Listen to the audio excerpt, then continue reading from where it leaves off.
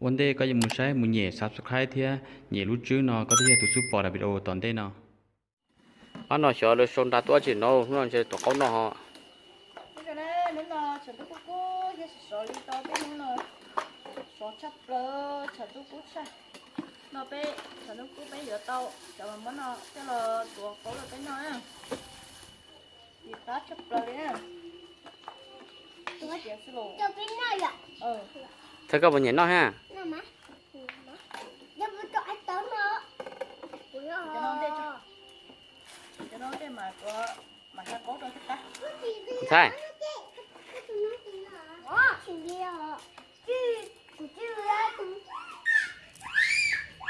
cái có tuổi nhở bây giờ có tuổi chuột tin thì sẽ chuột tin hello cho pi cho cà pi cho bệt tha cho bún nó trơn chế cho cho nó nhớ chế cho nó ấy rồi bật lẹ rồi bật đệ bật đèn á cái cá đó có rồi nè vấn đề đó rồi nè sang muốn nhớ cho tóm mà sang cái sao đó không là nên nó có nữa nên nó có nữa nên nó bị cái này cho nó ô tôi mà chỉ cho cơ này có tên rồi á có cho tên nó cái cá này có kia thì tôi cũng có mẹ thì tôi tên lúc lâu chắc ô này chả chỉ thấy của chó kia à ô tụi nó cũng có nó tôi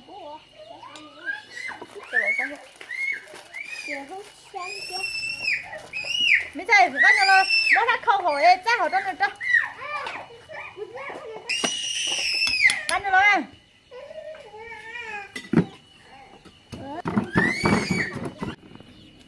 rồi là tao tầm chiều có chị nha đi cho để nó chờ dạ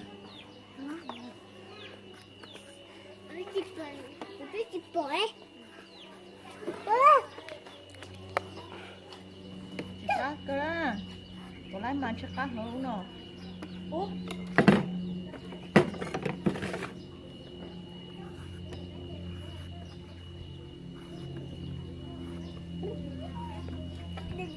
có con kia ra xem chẳng tôi cú này kia đó đây chọn cái cốt sắc của rồi giờ tụi tao nó nên nó chẳng à tao cũng lên đọc thế à ồ lúc hai lúc rồi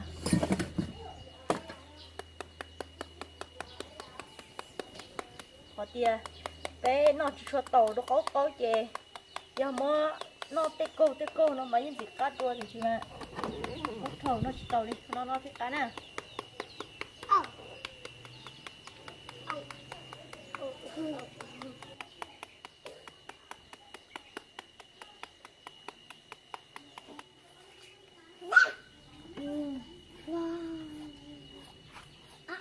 nó yêu xế rồi à rồi nhìn chúa rồi nó mà sẽ cao chả chỉ chọn chúa rồi giờ thì chọn chúa rồi chỉ có này nhưng mà chọn chúa nó này tao là cá là cho cả thằng đó chúng tôi thoát nỏ theo cá cơ nữa muốn cá sao cá gì sợ cá cơ sao nói có tôi lấy cho mình ạ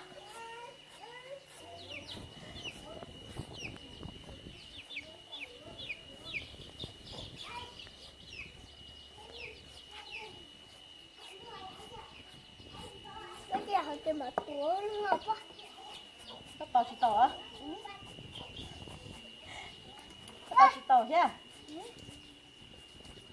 không có con rồng à có tiếng bò thế các con chơi tàu cũng sai hết cho có tiếng bò á thấy không có tàu này nó thịt chứ cá thịt chứ thì nó là tàu chỉ tàu đi thấy không có thấy lúc mẹ làm gì sẽ cọc cọc được thôi cái chỗ này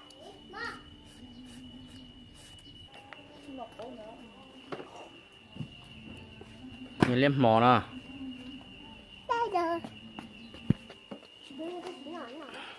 nó hết rồi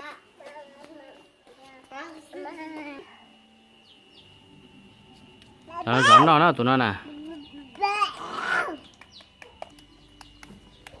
Con nó bé tuổi cho nên chua bé chua rồi Chị tao quá.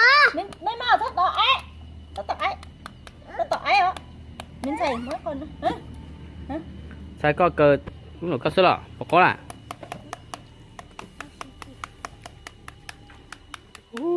Nó lọt trai à con này ạ. sao tao cho giống như là đi Tôi giờ chị là cá lạ rồi. có cái chùa lúa ấy chết ta Nó ngon đó. đi lên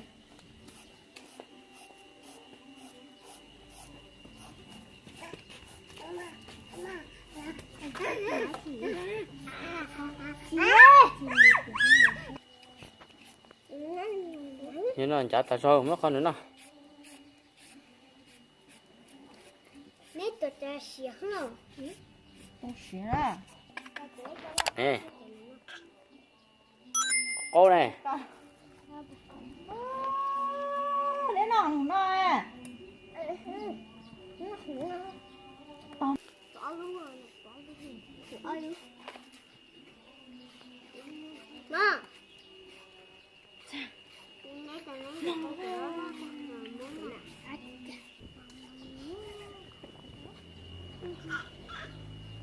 Từ từ nè, ôi. Xí lấy ta liệu bây giờ. Muốn cô nè. cái chỗ ta tiền xe cái món của cho tiền một lệ ta liền Cái này luôn nông cờ nè. Giờ nó là gió nó thế đó, giờ nó nè. chị tao này là tôi nhận chưa năm ngoài chị tao lấy tới cuốn châu tôi nó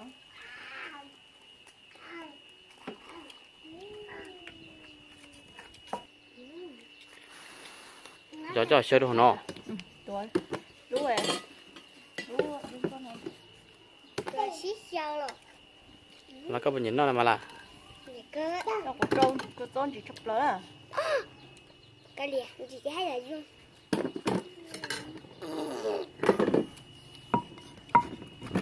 Chị hay là dương hay là thế à?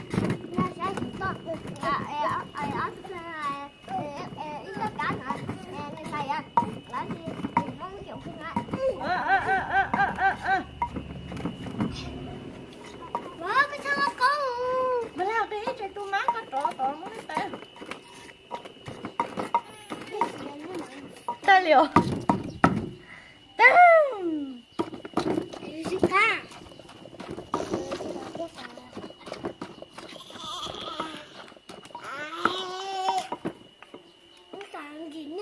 cha cha chị nha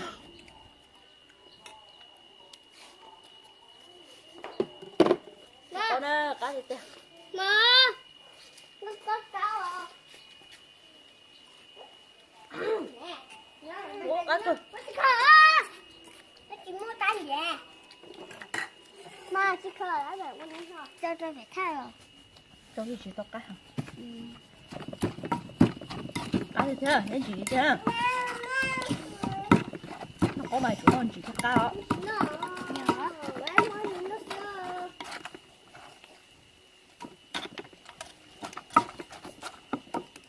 Đây á, chỗ những nhân chúa rồi đã thời biết. tuần thầy bên cái điện trâu chỉ tuần đến nó nên nó Thế bạn có để xem phải. cá gì thế ôi cho ta đi nữa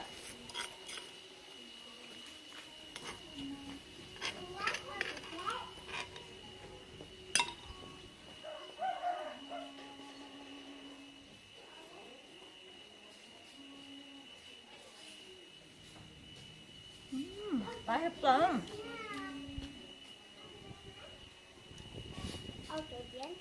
Nhưng cũng chơi thì mới phải ít cái để chơi. À, có sẵn nó cơ hết là mà là. có đó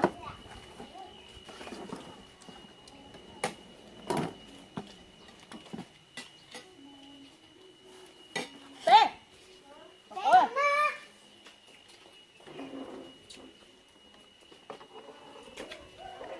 cái chị người lên chơi Cái nó còn nó chưa rồi. nó là coi với chị nhỉ Chả mình nhỏ nó mà nó hàng tiền. Có bùn màu tóc đấy nó tóc có tựa. Phải tôi là đó trái vào tóc đi. Ủa, không có ra đây. Nè, nó mấy hạt còn mấy. Bắt nhật tú nó tao có nó mà nó hàng tiêu thì nó. Đấy,ฉันดูกูตอบไม่รู้อ่ะก็ปลูกแล้วมันถึงต้นใหญ่หนูต้องใจกินมันเสียกำแค่ตัวของใคร Đúng không?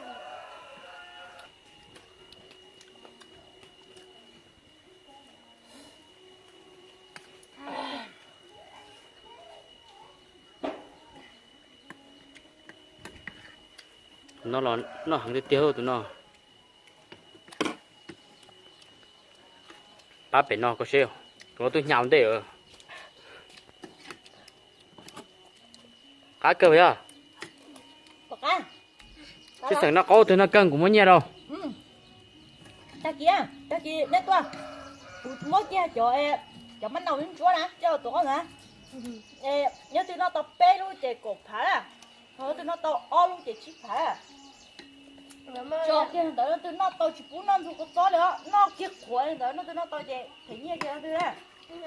Không có giờ mình phải làm thế này. Ôi, để khổ tía nó sẽ sai ta đâu. Nó hàng tiêu. Xem à? Chứหัวเสื้อปั้นเนาะ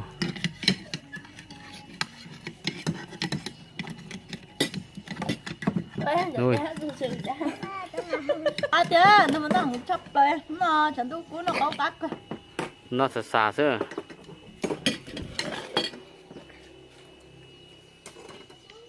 Có tao bọc khá. Bọc khá đó.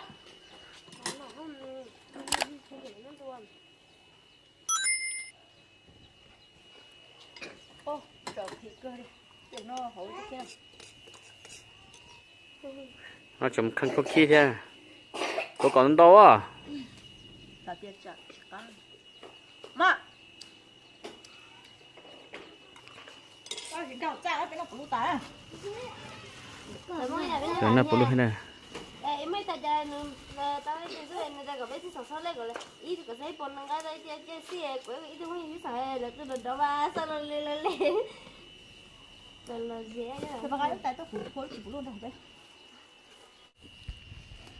Nó có tà chỗ chi thế? Mấy nó có ta là chơi đấy thay được chỉ phụ luôn nó nè.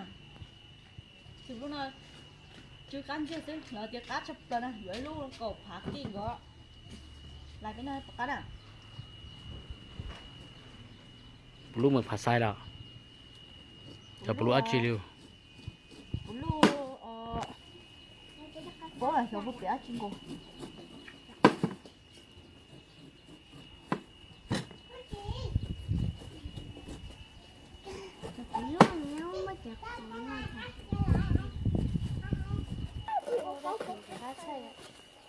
Cá sứ sứ. Mình chỉ cái chưa.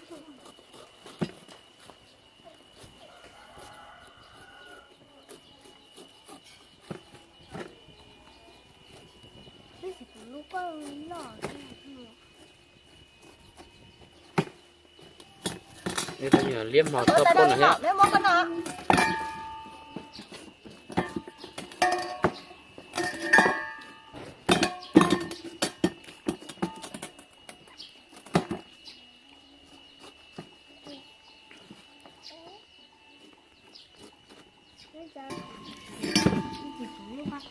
Thôi đọt trứng ở tụi nó nè. Để tao nữa. Rồi. Cho cô gì sao? Mấy thầy đâu?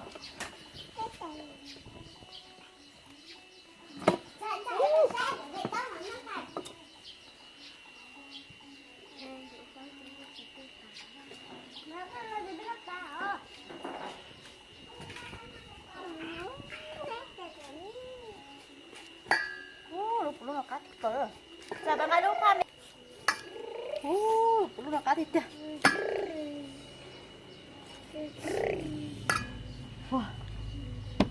Thì cá thịt tê rồi mà.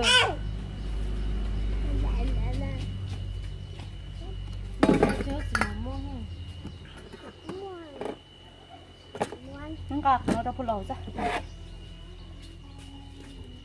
nó nó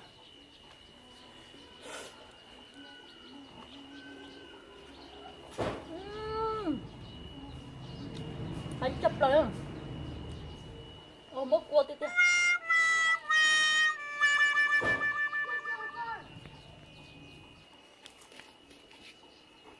vừa cái gì chụp rồi chỉ mới khó cố được giờ bên lúa nó dữ rồi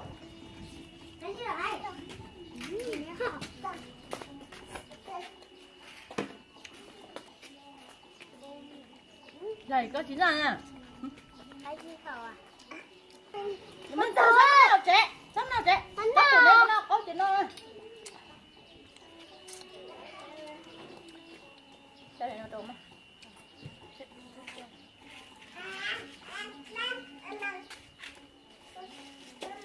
đâu vậy chơi nó đâu ông á bà liêm nó mà nó cái tia của nó cực giá sao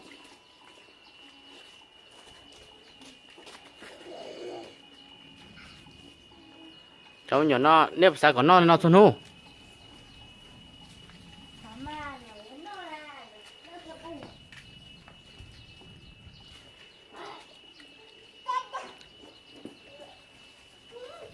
nghe không á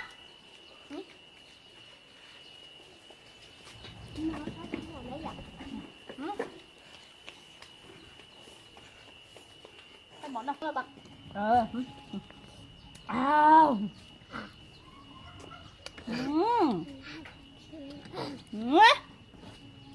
đi nha Nghe thì lại mất tay không, nghe chính là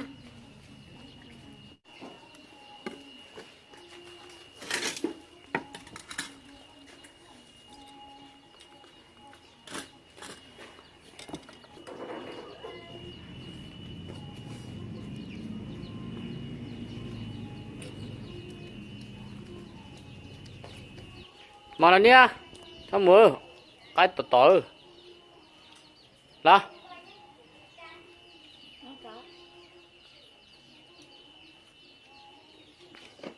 ô tối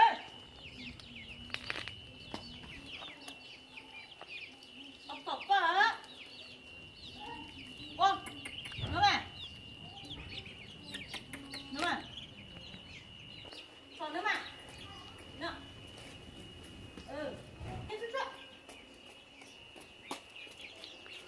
thôi nhọc cái nhọc o nữa là nia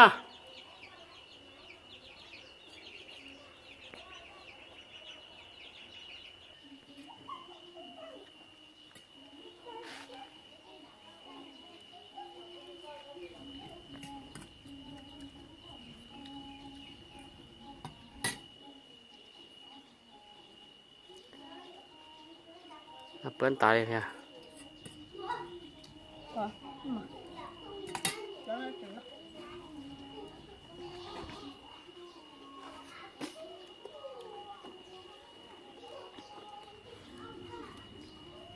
sau đó走了，拿铁去。